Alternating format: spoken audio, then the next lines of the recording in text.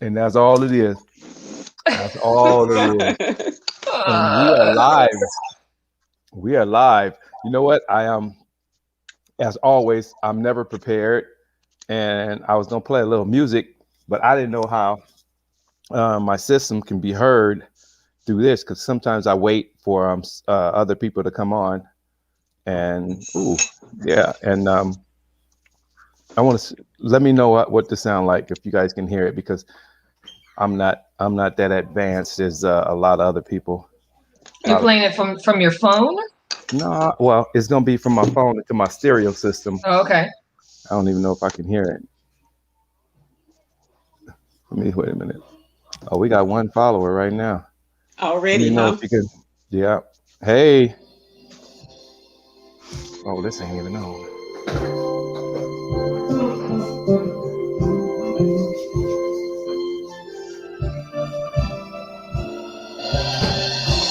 Can you hear that? Mm-hmm. Ah. I gotta hold my cord. I got it short. Oh no.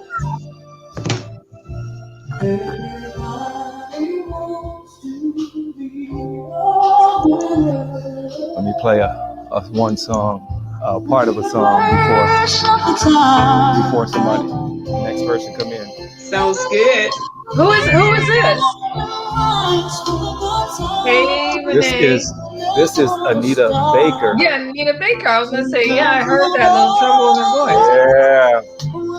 I love me some Anita Baker. Yeah. I'm gonna surprise y'all one day and have her on the show. And All right. I'm gonna get a little. What's gonna happen? I'm gonna get a little bit deeper into the show, and then I'm gonna start having the big celebrities come on. It's one of my favorite songs. You know why? Mm-hmm. Why? Sometimes you win. Sometimes you lose. Sometimes. Oh my goodness. Sometimes the little a little longer. You gotta be a little stronger. And you can win. You can win in everything.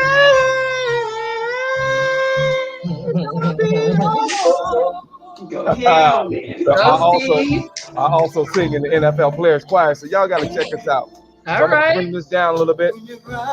Oh, that ain't my phone. See, that's why I don't know. I'm turning down my system on my computer, but it's on my phone. See, I don't know what I'm doing. So okay, I want to welcome all you guys to what show are we on? This is the Doctor of Love Friday. The Doctor of Love Friday. And before we get started, we want to tell you, I see she dropped off. We want to have you guys start putting up some questions and ask some questions so we can answer it. I'm gonna wait till Linda come back on and then we'll start introducing ourselves. Mm-hmm.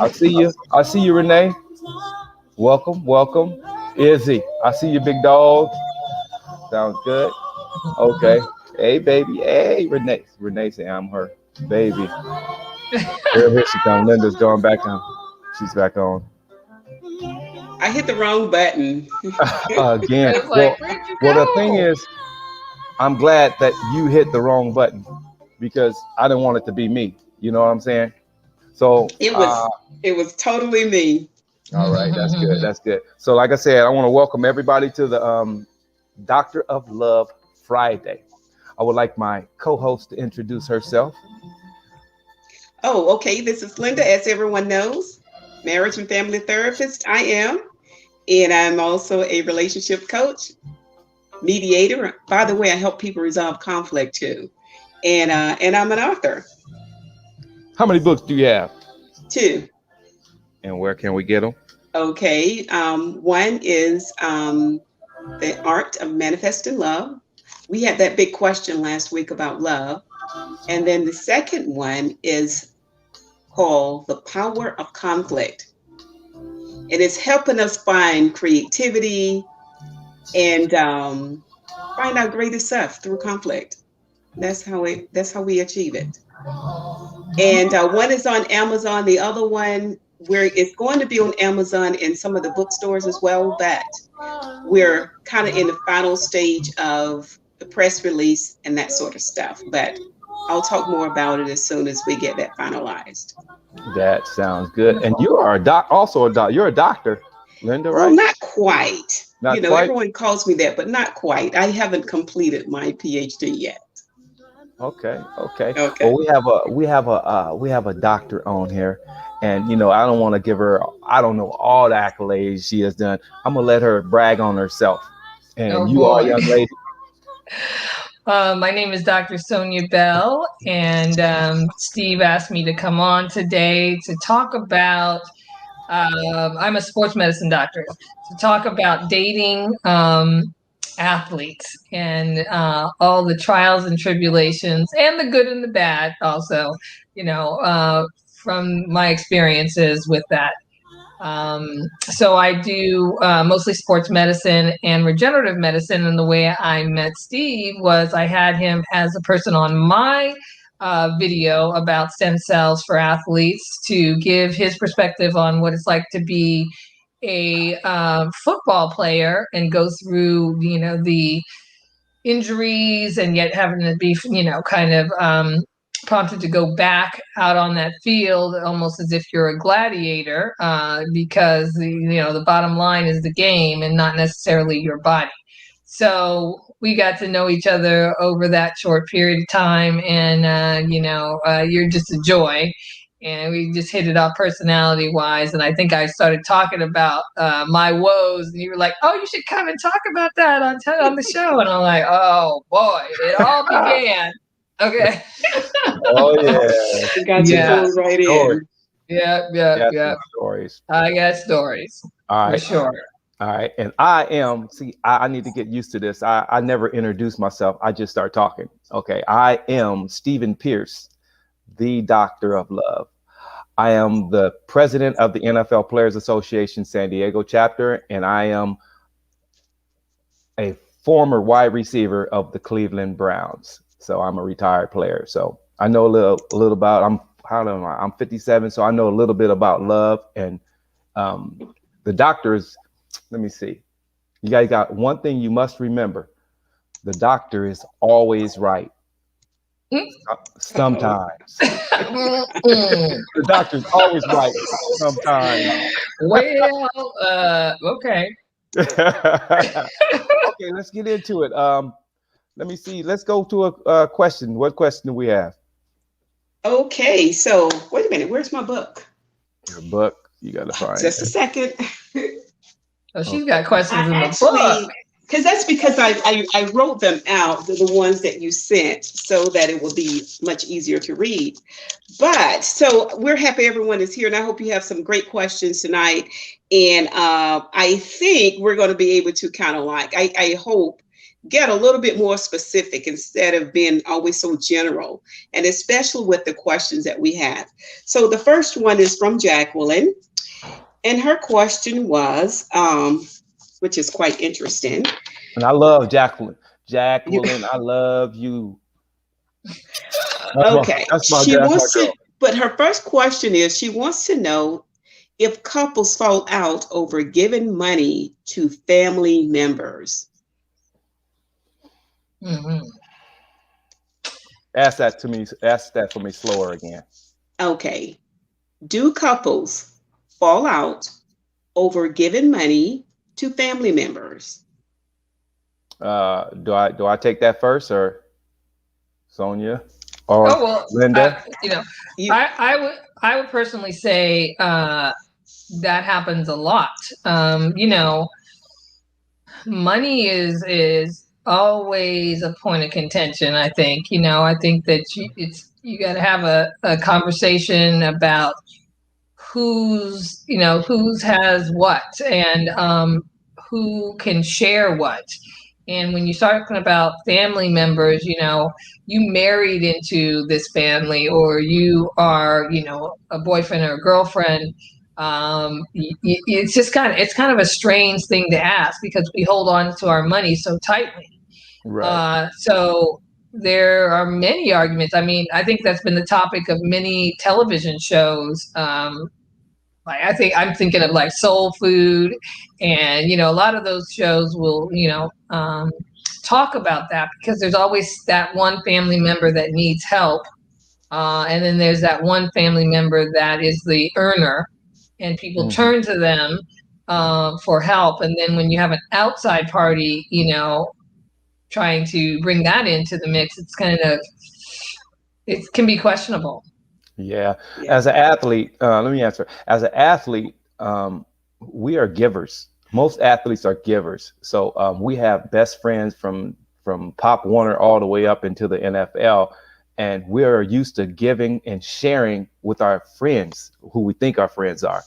So when we get married, it's kind of hard to stop that. I want to say it goes to the, it's kind of disrespectful for you to continue sharing when you have a wife. I want to say that because it gets hard on the family at times, because it's like you have a family, you got to stop giving. You got to stop giving to others. You have a family that you need to support. Even though you supporting the family, you can do better with the family, because a lot of times you're hindering, or you're stopping the person you're giving money to from growing. You got to teach them to make their own money and to make their own way. It's like my example is, if you give money to a crackhead, and that's in your family, that they're never going to get off crack, because that's actually what they're going to buy with the money you give them. They're going to buy crack. I found that out personally. So you take them to stop giving and stop supporting them, and let them get on their own 2 feet. The only thing you can do for them is take them to a rehab center, and that's it.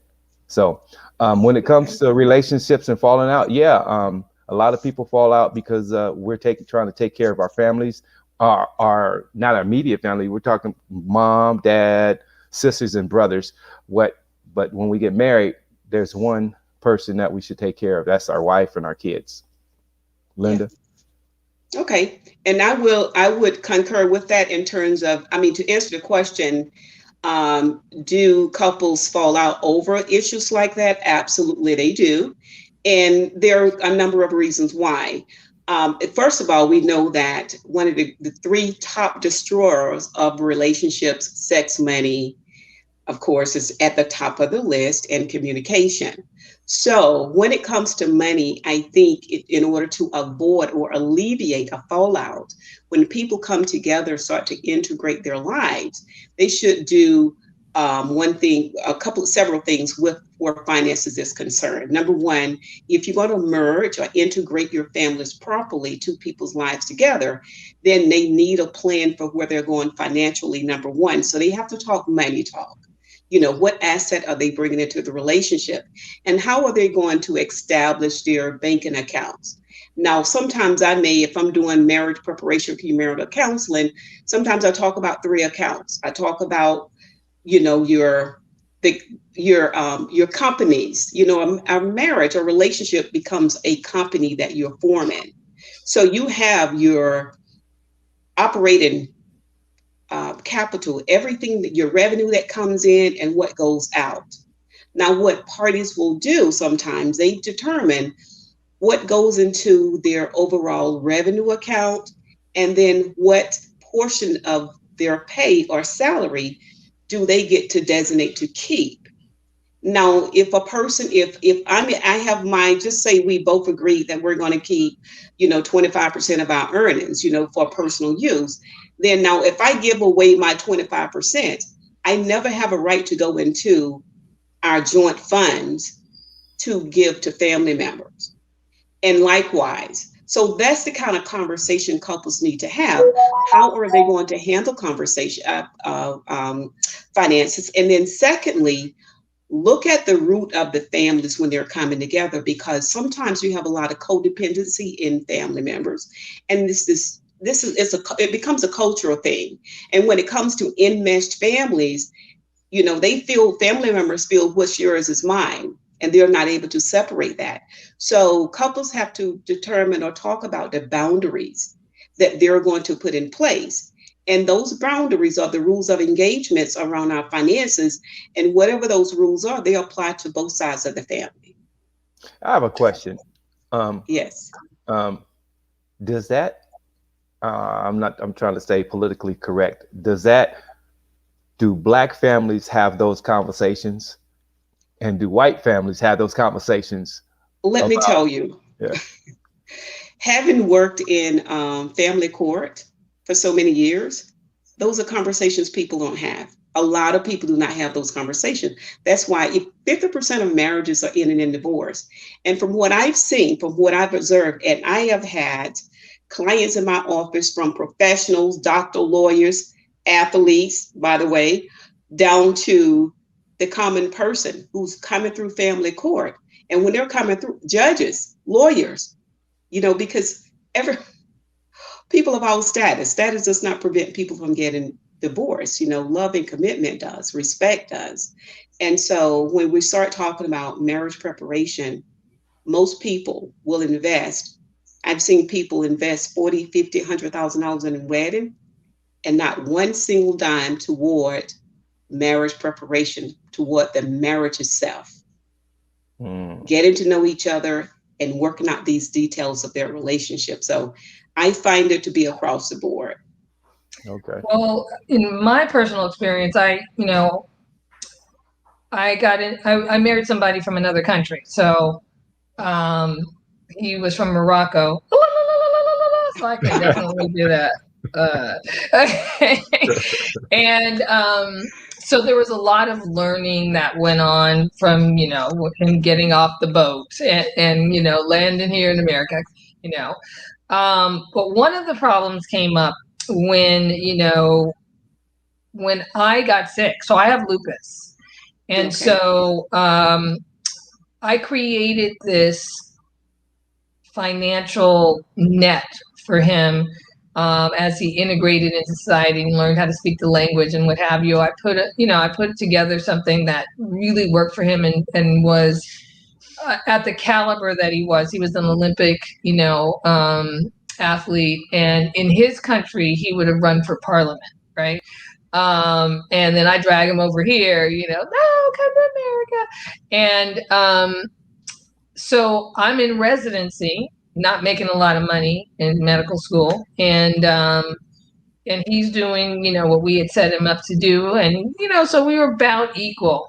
And then I get sick, and as an Arabic man, if I was in his country, I wouldn't even be working, right? It wouldn't be expected for me to work.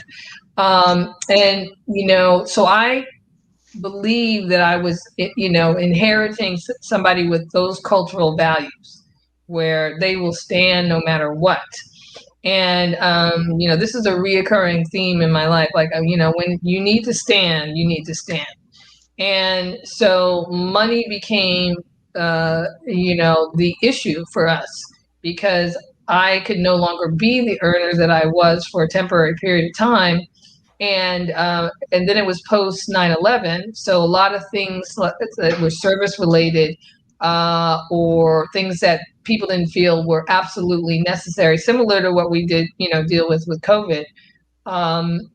Those things kind of dissipated for a while. So he wasn't willing to do anything to bring that dollar home. And so for me, that was just, I didn't come from a family like that, right? My dad was, he was strong, he was driven, he was dependable. It was just like, I've never experienced anything like that. So that was an experience where I feel that money became the issue, and we hadn't pre-planned. It was just what you don't think about that. You're in that honeymoon phase and you're just like, oh, things are going to be fine. And well, you plan, but you don't plan for the disaster plan. Well, I think you're young and stuff. I think with that, Sonia, what you're talking about there, I didn't go there, but there's another different level.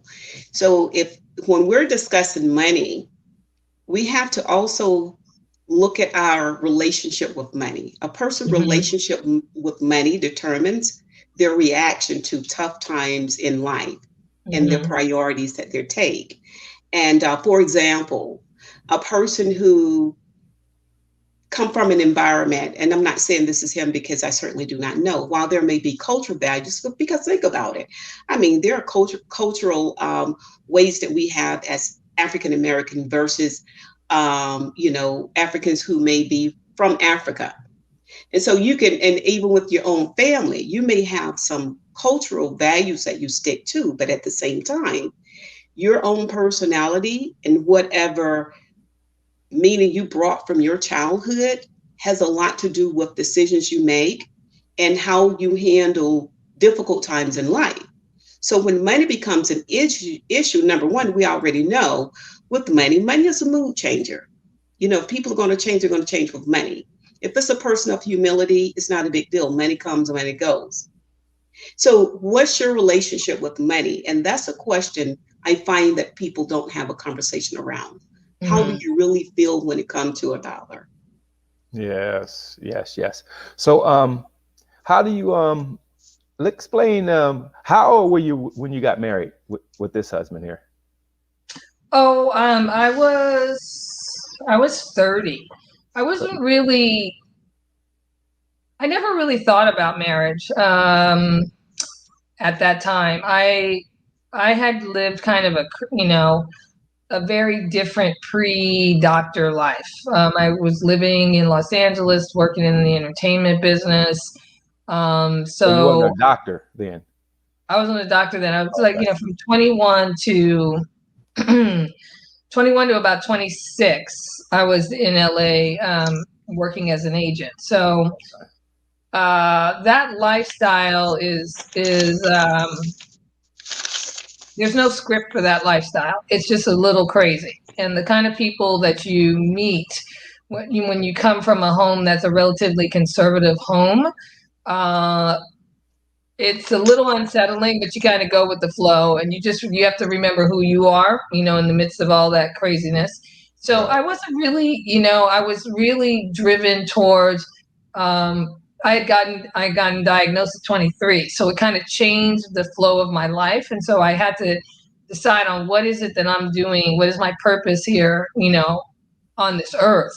And is it to work in this kind of, career where it's a little empty, or is it important for me to follow kind of like a childhood dream? Can I chime in for one moment? Yeah. Because we'll be time conscious, is 10:23 and we're only on one question and we have about 4 or 5 more. So 30. That's just want to put us a stick pin there, just so we're remembering. I keep asking the questions 30, too. That was the answer. And so I wasn't young and naive, but I was finishing medical school. I was 30. So yeah, I was wondering if you had a little bit of money then, or were you broke and you needed his help? That's where I was. Well, I had made money before. I had made a lot of money before, and then going into medical school, I still was making money because I kind of did an entrepreneurial thing on the side, and so we were doing fine. But it was just that when I had when my side dropped off, then it was like, okay, so you need to do that much more. So we got to have questions from the other people. Enough about me. Yeah. Well, I wanted to, you here. So since we have you, I'm gonna keep asking questions, and I have a question, but we're gonna move on to the next one first. But Linda, this is what I want to ask her. Okay. Is it worth dating athletes? We'll come back to this because she says she's been out with. Where's the cocktail? I need a cocktail. Before I forget, do you want her to answer that question before you go to the next one? Yeah, because she my conversation with her, she said she went out with a few athletes, and I'm like, go on, Sonia. Yeah. So how was the relationship with athletes? Should my people, because most of my people are young ladies who watch this and follow the show, and they really want to know, should they date an athlete? Because you know what? Mothers and fathers always looking for their daughters to find an athlete, to marry an athlete, to marry a celebrity or whatever. How is it actually going out with a an athlete? So I'm driven towards the athlete for a couple of reasons. I was a former ballerina, so I am very body conscious, right? I've like been around that all my life. Then I'm a sports medicine doctor, so I see that all day. But mostly it's the personality and it's the admiration for them working hard to get somewhere, because I've been an athlete half of my life, right? And, as a professional ballerina. So I need to be around people that I can go, respect, their game, as it were. My parents would have preferred me to go out with business people for sure. I mean, that, like stable conservative people. But I like that flash. I like that person who stands out in the room. So as far as, athletes, they're all individual people. So I can only speak of my experience. But in general, once they get off of that stage, they're lost for a period of time. Yes. They don't have a plan B. And I think that this is probably more prevalent in the African American athlete than in the non-African American athlete. Yeah. Mainly because their support staff hasn't geared them for, life after sports, investments and what have you. So they find themselves looking for that high. So I'm attracted to their energy, but when the closed doors happen and they have to kind of, the limo, drops you off, or, you don't have the accolades from people looking at your ring and, running up to you, or, giving you discounts on this, that, and the other, getting you into the clubs. I mean, who are you right now? Like, who, do you know who you are? Do you know what you want to do? And so I saw the movie Concussion, right? And I got to speak to Dr. Omalu when he came out for the NFL in San Francisco. And I talked to him. I was like, listen, I'm going through some things. And I mean, I watched that movie and I was like, check, check, check. I always inside felt like these people have some head injury issues, Yes. that are compounded, and I they're unpredictable, Yes. and it's an on and off switch, and it's very bizarre. But sometimes they just need somebody's hand to hold, somebody to just kind of be grounded around them, and really be, concerned about who they are and what do they want to do now.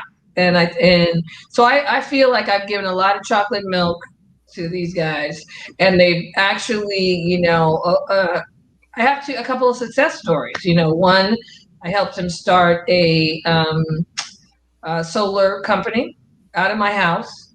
Prior to that, he was going out every night, drinking, and like cocaine came back. I thought cocaine went away with the Miami Vice. Like, for real, right?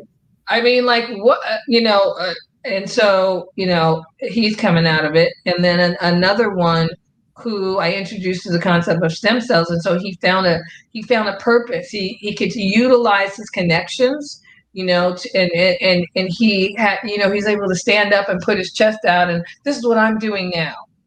So, they are a lot of work. But you need to know who you are.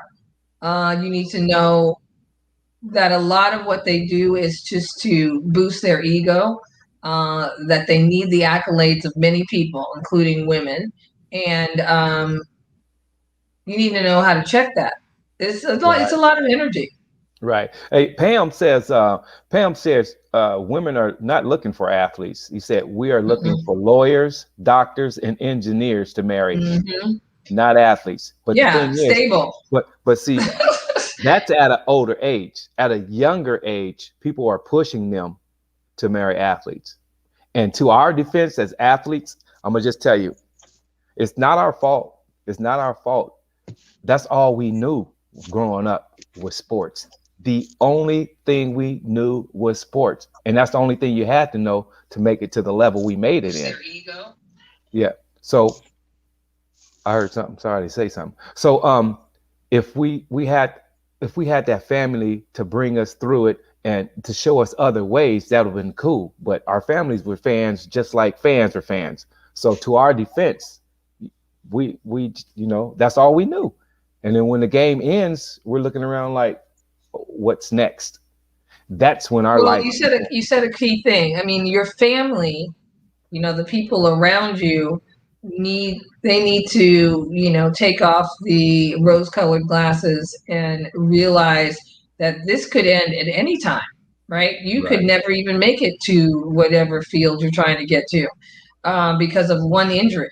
And so that's where I feel like people of color, African Americans in particular, because I date United Colors of Benetton. So I've dated athletes that are non-Black, and they have a plan. There was a plan, whether it was their parents who set it forth, or their attorneys, or their the people that surrounded them. They had a plan, and they lived the same thing. That was their whole life from the time they were a child. Pop Warner or whatever, basketball camps, and all, they all, soccer, it was their life. But they realized that at a certain age, it's going to be over. And that's the pre-planning that I don't see.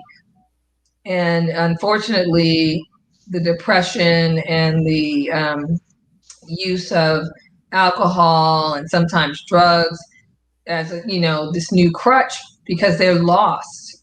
And so to the other young lady's statement, we were trying to marry, like, especially now, I think there are like the young ones that run around like want to be like in the fan club. I don't know, like groupies and stuff. But I think that a lot of women now are very educated. Like the Black women especially are now going to these schools, and they're driven, and they're coming out, and they want someone who is at a similar level. That's the hardest thing to find for an intelligent, driven, educated Black woman is likely to be by herself more often than not and have difficulty finding a mate because, like, where are they? Especially in California, forget about it. If you go back east, you go down south, okay. There seems to be that core philosophy coming from grandma all the way through the family. Go get an education. We work so hard in civil rights for you guys to be somebody.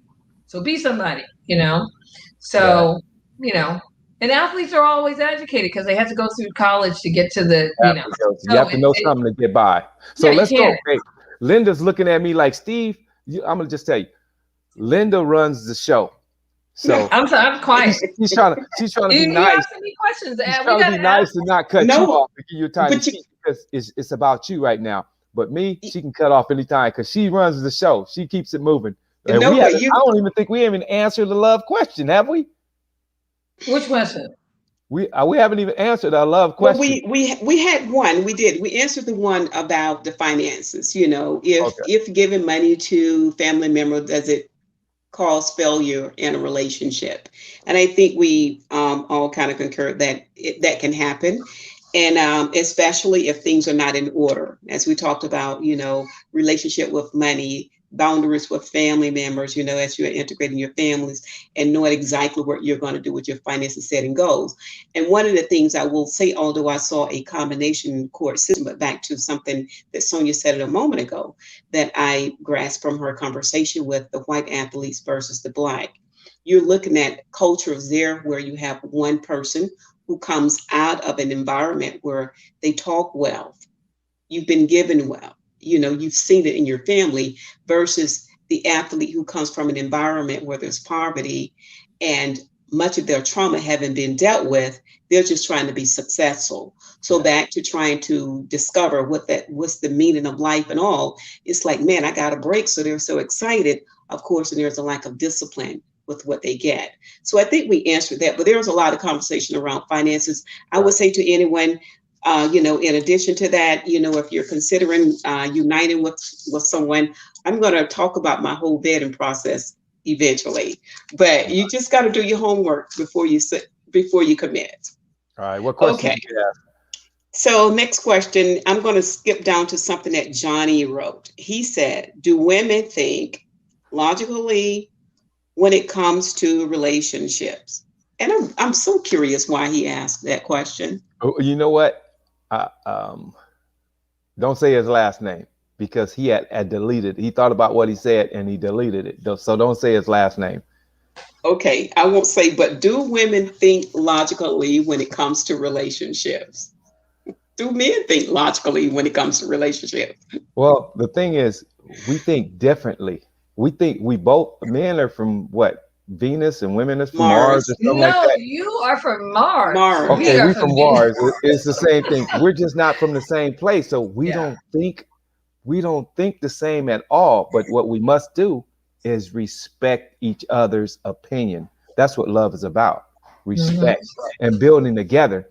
Because I'm gonna have to bend for you, and you're gonna have to bend for me to make a relationship work. That's what a relationship is about. Sometimes it's 70-30, sometimes it's 60-40. But you have to bend and work together to make that relationship work. It can't be just one-sided all the time, because that one person is really going to get wore out and tired, and eventually, or maybe not, they're going to leave. You know, that's what happens. So, ladies.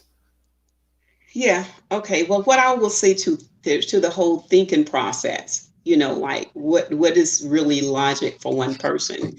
I've encountered people who have like a difficult personality, all because of the logic to perception of life, their reality, your reality. So I think that varies from person to person.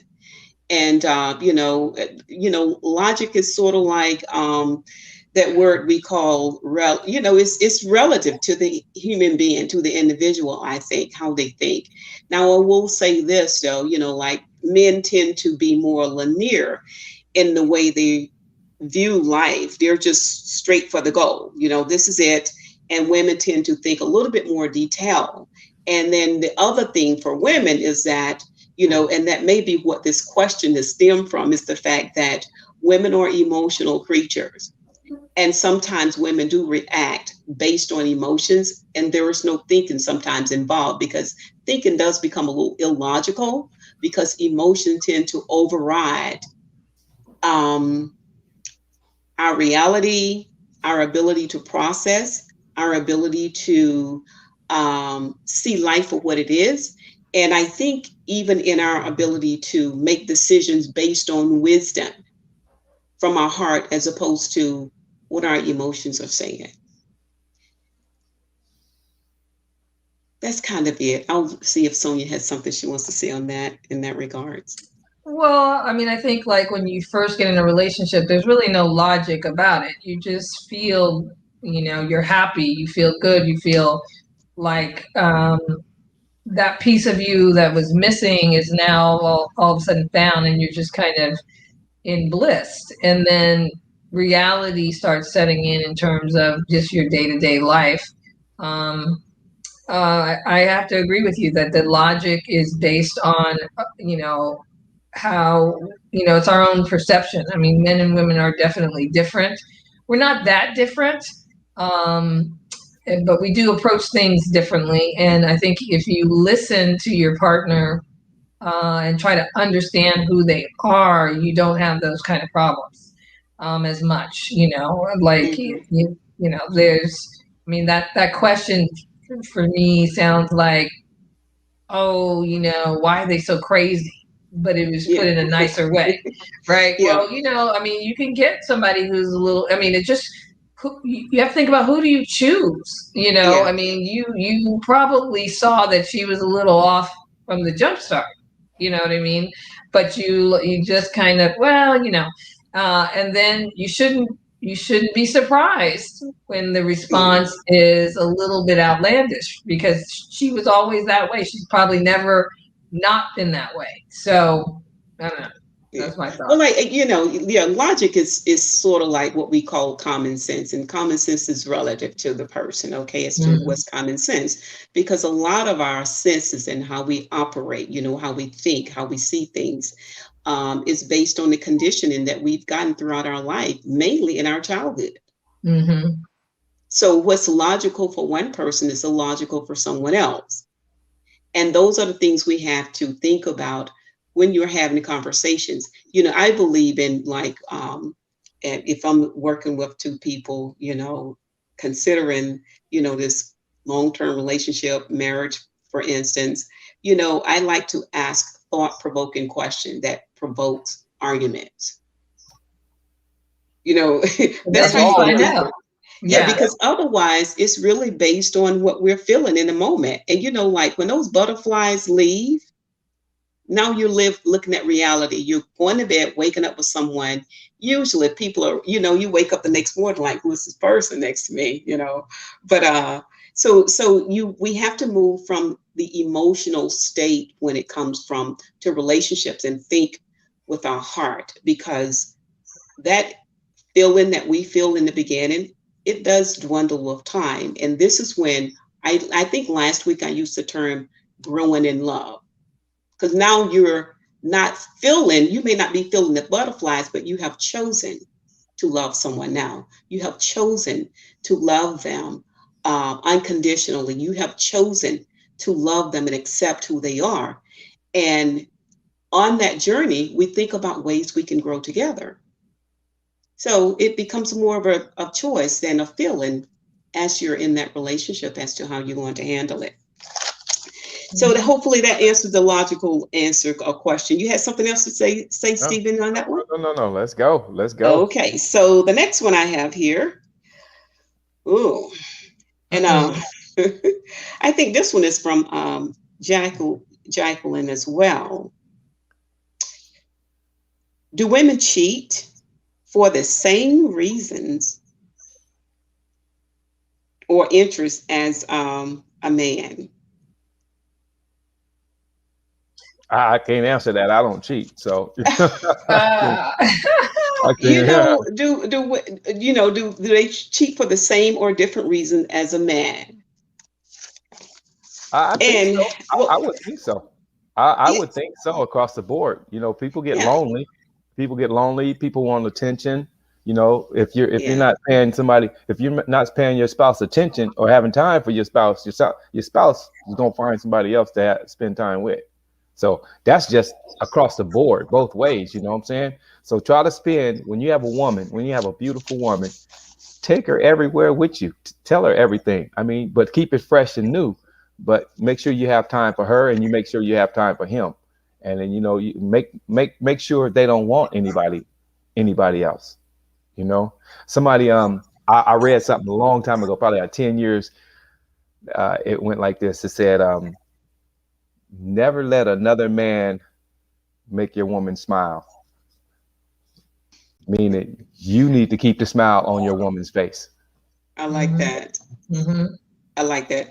I want to say, when it comes to cheating, I think what every individual needs to understand who cheats, that cheating is never about your partner.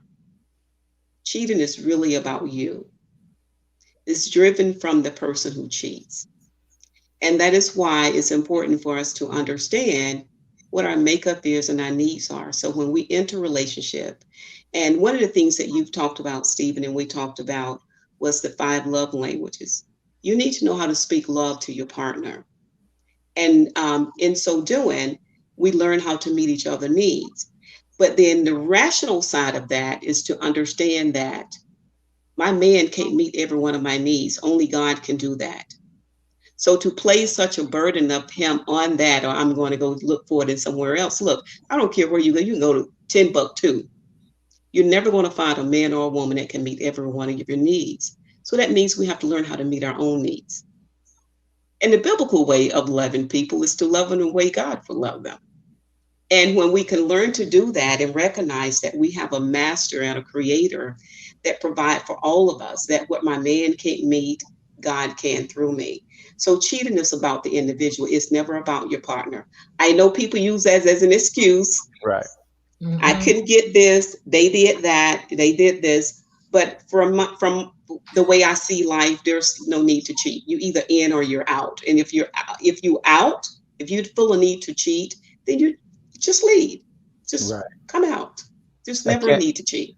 Can Do says it takes energy to cheat, use It that same does. energy to get closer and understand the one you are with. Absolutely. I totally believe that. It takes a lot of energy to cheat.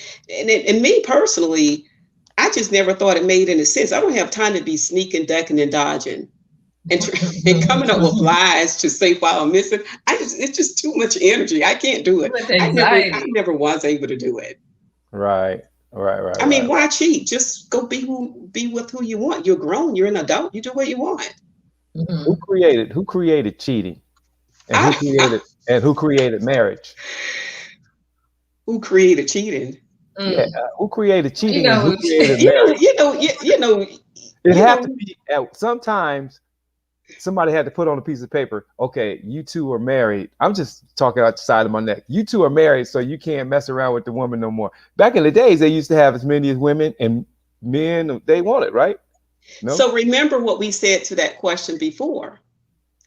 If it's a mutual agreement between two people, it's not cheating. But if deception is a part of it, then that's cheating. Deception is lying, is cheating. So if you're in an open relationship and two people have agreed to that, shouldn't be this you can't call that cheating because they've agreed to do that. But even in that, this is what I've seen in court, you know, those don't turn out pretty either. Because see, by nature, we sex is deeper than we think about at times. People don't think about how deep sex is.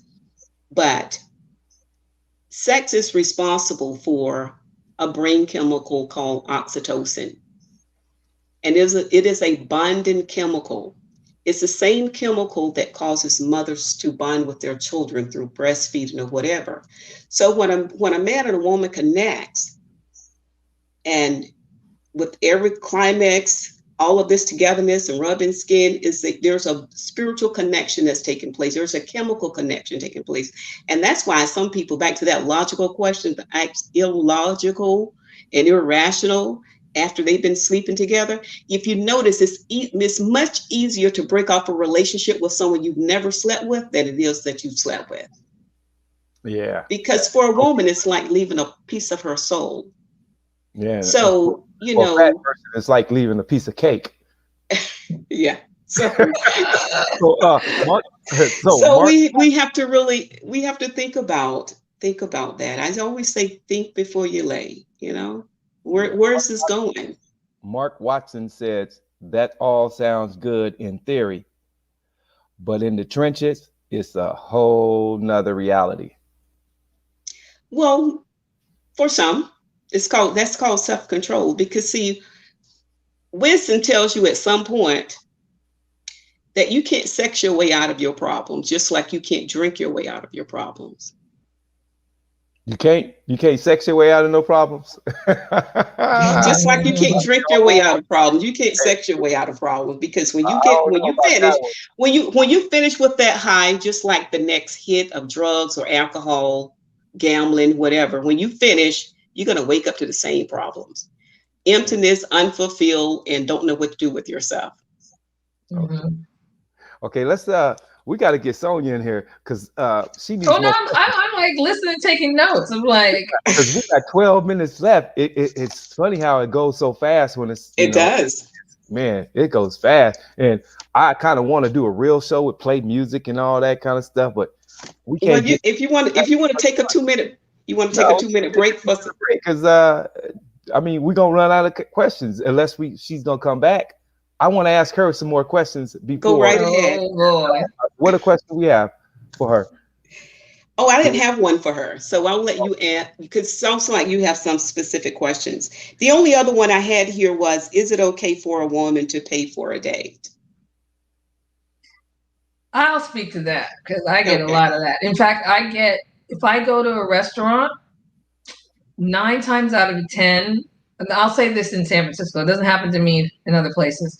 9 times out of 10, they will take, the waiter will bring the check and he will turn it to me. Whoa. I'm like, I, you know, I, and so I don't know what energy I'm giving off that makes them feel that I'm running that dinner. You know what I mean? Like that. This is. I don't know, but yeah, that happens a lot. And so I had one boyfriend from MIT graduate.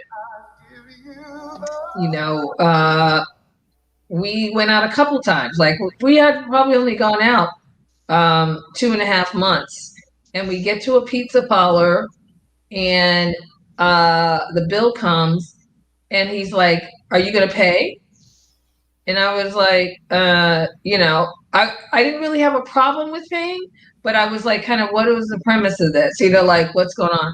And, you know, he goes, my other women, okay, first of all, would have paid by now. Whoa. I'm like, okay. So we all know what happened to him. Okay. I don't care, MIT or whatever. I just don't care.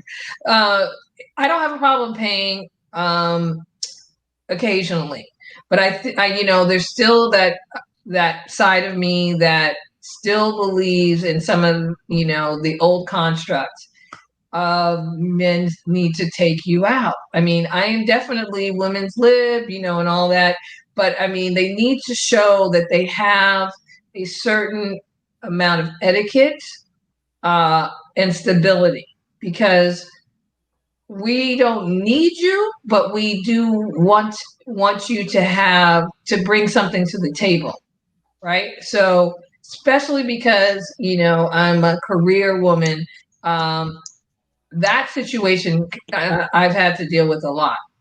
You know, oh, I don't really have it. What? I mean, like, who asks you out and doesn't have money enough to really take you out?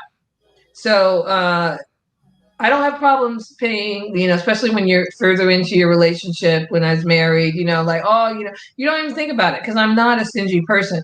But when you're first being courted by somebody, that absolutely, positively not. Right. Well, let me start by saying, first of all, you look like $1 million, so I would think you have money. Oh, thank you. That's my what color base is this now? You know. So I mean, I think it's for real. I think it's sexy when a woman offers to pay. You know what I'm saying? I think it's sexy because that lets me know that you don't mind paying. And yeah, but you wouldn't it wouldn't be sexy on the first date, because it actually undermines your manhood. We're not talking about you've been dating, like, whatever.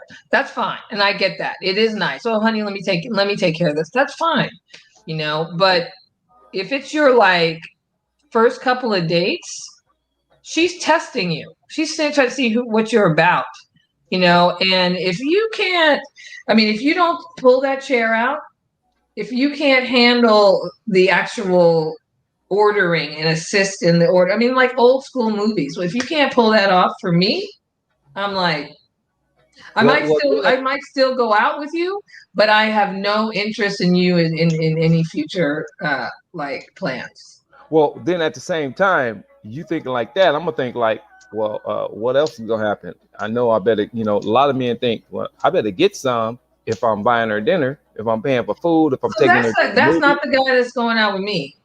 You know what I mean? Because if you're still in the mode of let me get some, you're not ready for what I'm looking for anyway, right? You know, and it's not like, you know, it's not like the woman doesn't also want to have sex. I mean, it's obviously you do, but you know, I'm not one of those, you know, 90-day, you know, I'm not like going to be like that. But I'm just saying that if you're literally, you know, stepping to her because you're trying to get to that like right away, then you're going to get those women that are not really worth much in general. Right. Yeah. So, well, see, men, as a man, you get a lot of females that, I don't want to say they're gold diggers, but that's what they and their girlfriends talk about, is going out. He bought me this. He took me to steaks and lobsters, and we did all this, and he's paying my bills. He paying all this. He paying doing this, and it's a game for a lot of women. You know what I'm saying? We got to get over that. You know, because Again, some females. you're talking about caliber. You're talking about caliber. Those who don't have climb the rungs of the ladder on somebody else's back, right? So a person that has self-respect, and would not have her girlfriends talking about, what can he buy you? Did he get you your hair, girl? Did he do your nails? I mean, what? I mean, like, what ghetto movie is this? Right. No, I mean, it's a caliber thing. So, I mean, you are the people that you hang around, right? And Right. so, if that's been the guy's experience, he's waiting for you to do that kind of stuff. And when you don't do that, it throws him off. He be like, oh, so where do I go from here? It just depends on like who you're running with, Yeah. Yeah. So Linda's think- sitting back like she's ready to getting in the double dutch. You ever double I know, dutch? She looks like she's ready to go. She's So, already telling me, like, this one she has problems. No, because it's an interesting question. First of all, if I call a friend up and say, would you like to go to dinner? Yeah. I'm going to make sure it's clear what my purpose of. Maybe I'm just going to treat my girlfriend. Mm-hmm. And I think if a guy is just a friend, if he calls me and invite me to dinner, the expectation is he's going to pay for it. Now that's me. That's my expectation. Okay. If I'm in a relationship with a man, I have no problems giving. And I think that even a man, so we have to kind of really know what, you either date with the purpose or you're just out there kicking rocks doing nothing. Mm-hmm. Because at the end of the day, you have to determine if you're dating up or down.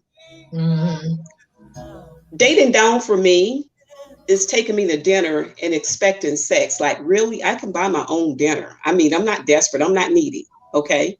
So I don't have those kind of expectations.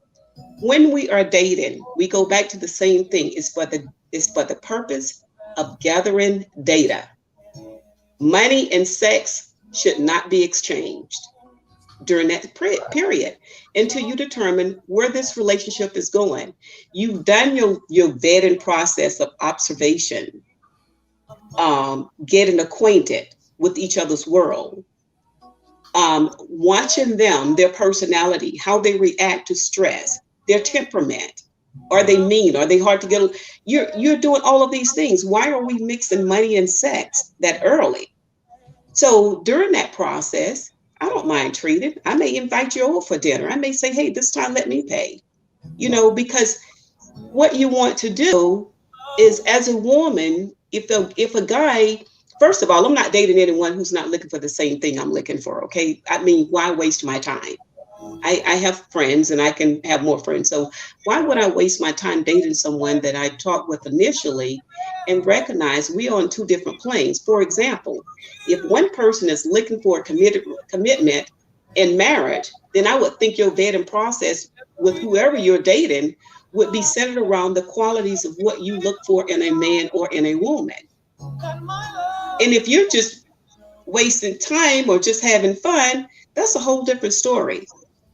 And so those expectations and what we expect and demand from one another, I think we need to pull back. And it goes back to the point of whole people know how to meet their own needs. And what I like to always say to women is this. According to, science and those who study birds, that an eagle is a very smart bird. And before she mates with a male eagle, she will test his strength and she tests his ability. Now, according to science, she twirls around, she picks up a twig heavier than herself. She drops it to see if he could catch it, because that assures her he can catch her. I don't think that we put the time, we have these expectations of what we're expecting from people in relationships, but we don't have that conversation, or we don't use that wisdom to make selection on how we're spending our time who we spend our time with, and where we're going. And if you're not ready to be married, know that and go have your fun. But if you're ready for commitment, you really want to take your time and analyze that person's strength. No woman wants to be married to a stingy broke man. Let me just put it that way. That is true. Okay. I'm from the Southern says he knows how to treat a lady. And I have not seen that much women's live. I don't care about all of that stuff because I know he's stronger than me. There's strength that I expect or I would like from my man. So I'm not trying to be equal to him either, because that's not the way God created us. He has a place as a headship, as a king, and he has to learn to walk in that. Otherwise, you find yourself in situations that, may make you a lot uncomfortable. And look, our time is up too, isn't it? Our time is up. It's funny how time flies when you're having fun. I could have went so much longer. This could have been easily been a 2-hour show because I had questions to ask the doctor. I really had questions to ask the doctor. So once again, go ahead and introduce yourself before we leave. So again, I'm Dr. Sonia Bell, and working here in the San Francisco Bay Area in sports medicine. And you are? Oh, okay. Do I need to do that again? Okay. Yeah. And as you know, I'm Linda Streeter. I'm Linda Streeter. I've been on here a long. It's Linda Hart Streeter. I like my maiden name because it spells heart. But I am all about relationships, healthy relationship, developing relationships. So I am a relationship coach, a life coach, and I am a behavioral coach because we need to work on ourselves. I'm an author and haven't finished my PhD. So but I'm good, working on that. But it's always nice to be here and to share. And I am Stephen Pierce, the Doctor of Love. So join us every Friday night from 7 p.m. to 8 p.m. Doctor, I would love to have you back soon because our show is not enough for you. So we need you back. Yeah, I definitely have opinions, I'm sure. I'd like to hear some more questions. Yeah. You never really get to talk about these things. You're just like, Mm-hmm. Now with COVID, we just talk to the wall. Next time we gonna get down and dirty with you. We want to know the details. The details about the athletes you dated. You know what I'm saying? Because you still never answered the question about would you have your daughter date athletes or that. We're gonna get to that. We gotta go because we over what time? Okay, sorry. 3 minutes over. We're 3 minutes over. So ladies, thanks for coming out and answering these questions. So every Friday night, 7 p.m. to 8 p.m. Dr. Love Friday. We love y'all. You're quite welcome. Thank you for having us. Love us. everyone. Goodbye. Bye. All right.